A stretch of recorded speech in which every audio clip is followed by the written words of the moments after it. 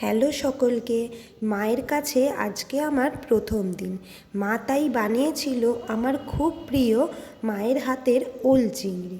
আপনাদের সাথে রেসিপিটা আমি খুব ছোট করে শেয়ার করলাম। আপনারা সবাই জানাবেন কেমন হয়েছে। আর যদি কেউ এইভাবে না বানিয়ে থাকেন, একবার এইভাবে ট্রাই করে দেখতে পারেন, আশা করি আপনাদের ভালো লাগবে।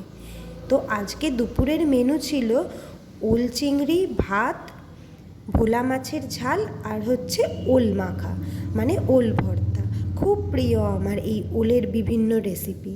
তো মা প্রথমে ওল চিংড়ির জন্য ওলগুলোকে কেটে নিয়ে সেটাকে সেদ্ধ করে নিয়েছিল। তারপর কড়ায় তেল দিয়ে ওল, আলু এবং চিংড়ি মাছ আলাদা আলাদা করে ভেজে নিয়েছিল। তারপর আবার কড়াইয়ে তেল দিয়ে পেঁয়াজ, আদা, রসুন, টমেটো সমস্ত কিছু দিয়ে ওই ভাজা জিনিসগুলো দিয়ে ভালো করে কষিয়ে তারপর জল দিয়ে দিয়েছিল।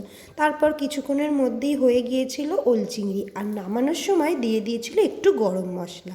আর এই যে ওল মাখা, এটাতে ছিল কাঁচা লঙ্কা, নুন, তেল, সর্ষে আর একটু লেবু। খুব সুন্দর খেতে হয়, আপনারা একবার খেয়ে দেখতে পারেন যারা খাননি এইভাবে। আর তার সাথেই ছিল ভোলা মাছের ঝাল। তো এই হলো আমার আজকের দুপুরের মেনু। ভালো থাকবেন সবাই, দেখা হবে পরের ভিডিওতে।